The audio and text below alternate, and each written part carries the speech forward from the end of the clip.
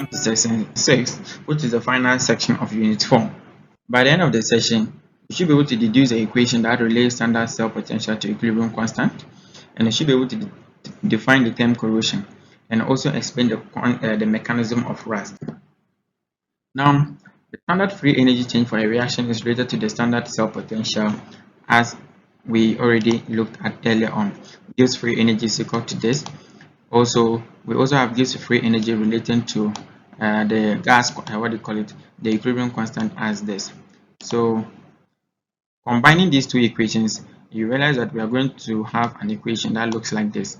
So E naught is equal to summing or breaking all this equation down gives us 2.303 multiplied by the gas constant times temperature, all over the number of moles transferred times the Faraday constant, multiplied by the natural log of the equilibrium constant.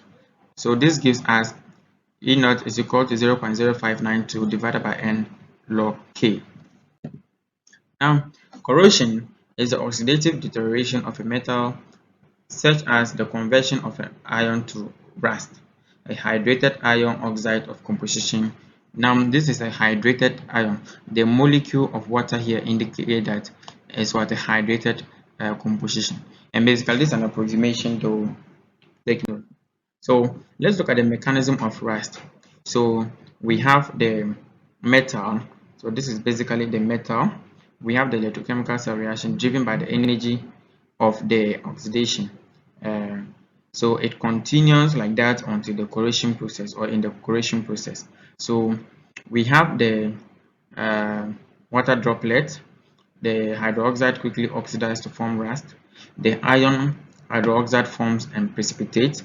Then the cathode reaction reduces oxygen from air, forming hydroxide ions. Then the anode acting causes pitting of the ion. So basically, that is the process that is taking place at these two sites.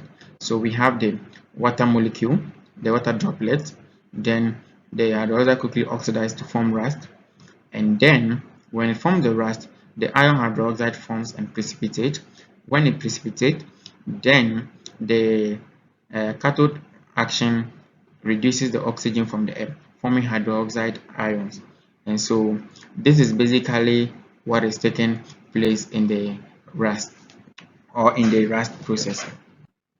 So the metal and the surface water droplet constitute a tiny galvanic cell in which iron is oxidized to iron 2 in a region of the surface.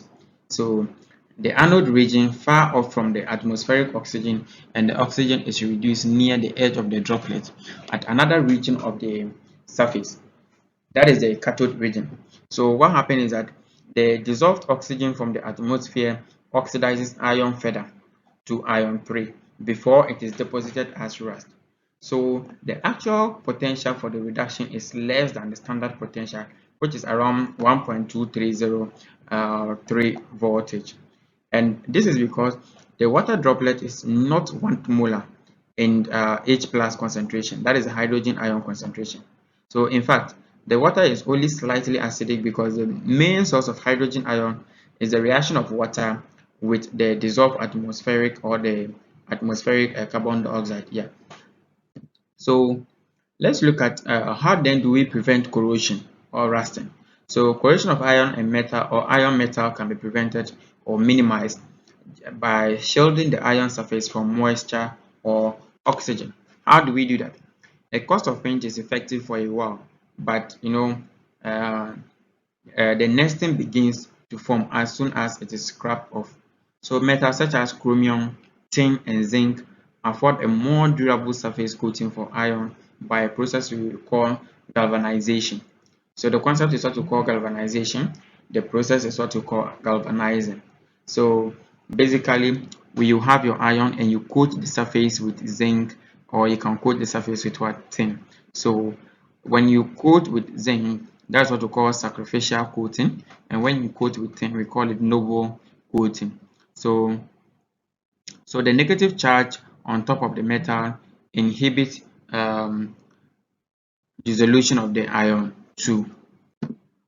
So still on the prevention of corrosion, the layer of zinc protects iron from oxidation even when the zinc layer becomes scratched off. The zinc, which is acting as an anode, and the iron, which is acting as a cathode. The water acts as droplets, and then this is, we have conditions for corrosion and reaction to take place. One is moisture, one is air. We can talk about the metal itself. So the water droplet constitute a tiny galvanic cell. So oxygen is reduced at the cathode and zinc is being oxidized at the anode. Thus, protecting the iron from the oxidation, we have these two reactions taking place.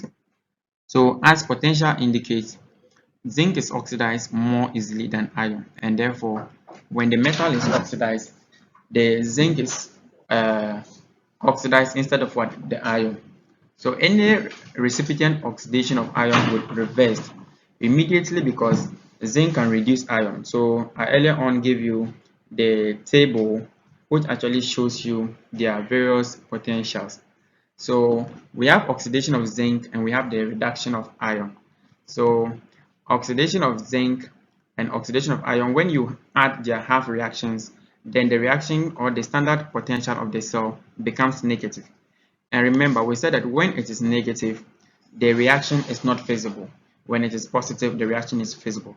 So the negative value here indicates that the reaction is not going to be feasible, which means the zinc has the potential to protect the iron from rusting. So that is it for this unit.